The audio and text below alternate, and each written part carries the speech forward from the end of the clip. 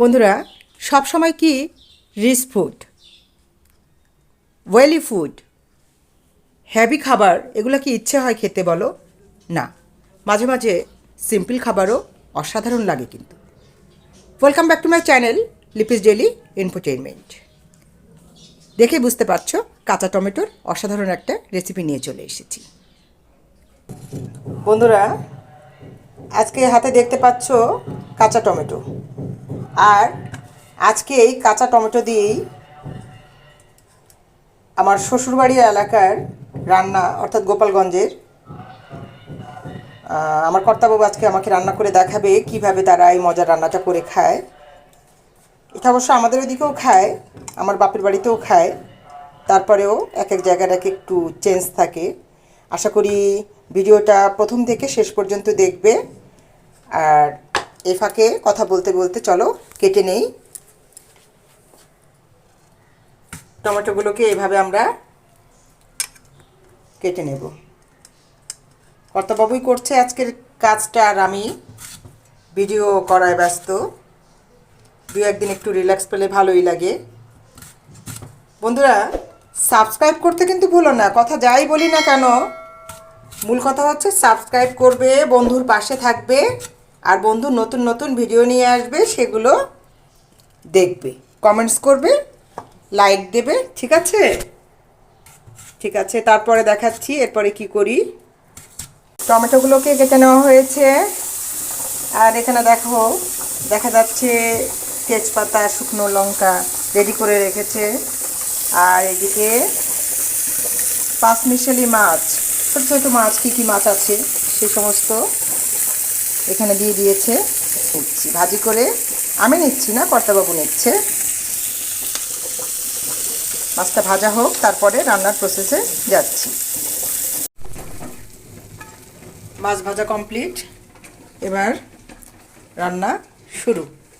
যে ফ্রাইং প্যানে মাছ ছিল, মাছ ভাজা হয়েছে, সে ফ্রাইং প্যানে রান্না হবে। সামান্য তেল অ্যাড করে দেওয়া হয়েছে, শুকনো লঙ্কা আর তেজপাতা দিয়ে দেওয়া হয়েছে, সরিষার ফোড়ন। এত সিম্পল রান্না বন্ধুরা, অথচ খেতে যে কি দুর্দান্ত লাগে, শুধু একবার রান্না করে খেয়ে দেখবে, তাহলে বুঝতে পারবে এটা কত মজার। আসলে সব কিছুর সঙ্গে মশলা যায় না।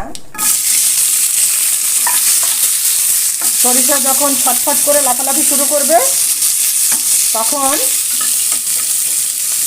কাঁচা টমেটোগুলো দিয়ে দিতে হবে। হলুদ, তারপর লবণ দিয়ে দেবে পরিমাণ মতো, যতটুকু রান্না হবে ঠিক ততটুকুই, কারণ সব পরিবারে তো আর সমান লাগে না, কারো কম লাগে, কারো বেশি লাগে, সেই আন্দাজেই দিতে হবে। ভালো করে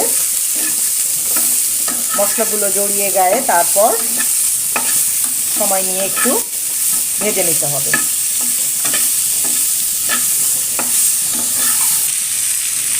শীতের দিনে সবজি কিন্তু কম মশলাতেই বেশি ভালো লাগে, তারপরেও আমরা খাই একটু রসিয়ে রসিয়ে মজা করে। আর যখন আমরা ভিডিও করতে আসি, তখন কিন্তু আমাদের একটু আলাদাভাবে নিজেদেরকে প্রেজেন্ট করতেই হয়। অনেকটা ভাজা কিন্তু হয়ে গেছে, দেখো কালারটা এরকম হবে। খুব বেশি করা যাবে না, আবার খুব কমও রাখা যাবে না, এরকম ভেজে নেওয়া হয়েছে। এবার পরিমাণ মতো জল অ্যাড করে দিতে হবে। আর যেহেতু খুব বেশি ঝোল হবে না,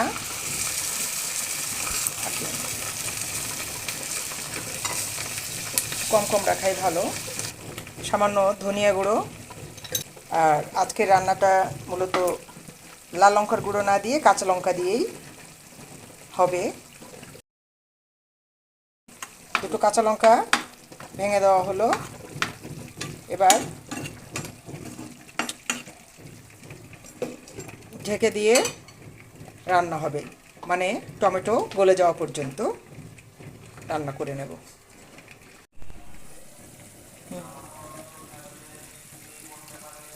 3-4 মিনিট পর ফিরে এলাম।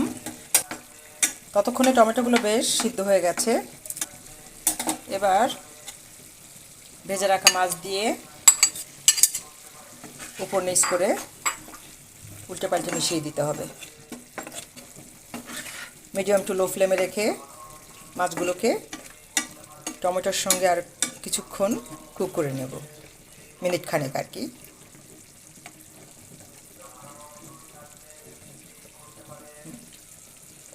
লবণ ঝাল দেখে নিচ্ছে, একেবারে পাকা রাঁধুনির মতো লবণ লাগবে, দিয়ে দিল। তোমরা তোমাদের স্বাদ অনুযায়ী লবণ ঝাল এগুলো দিয়ে নেবে।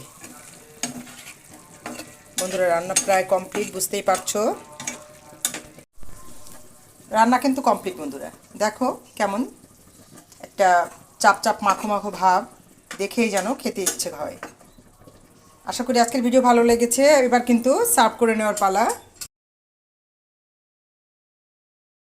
দুপুরের গরম ভাতের সঙ্গে এটা হলে কিন্তু দারুণ জমে যাবে। দেখো বন্ধুরা, তৈরি হয়ে গেছে দুর্দান্ত স্বাদের কাঁচা টমেটোর তরকারি। দেখেও তৃপ্তি আর খেয়েও তৃপ্তি। নিশ্চয়ই বুঝতে পেরেছো বন্ধুরা যে আজকের ভিডিও এই পর্যন্তই শেষ। ঠিক আছে, তাহলে সাবস্ক্রাইব করে না থাকলে আবারও বলছি, সাবস্ক্রাইব অবশ্যই করবে, লাইক কমেন্ট শেয়ার করবে, আর পরবর্তী ভিডিওর জন্য অপেক্ষা করবে। ভালো থেকো সবাই, টাটা।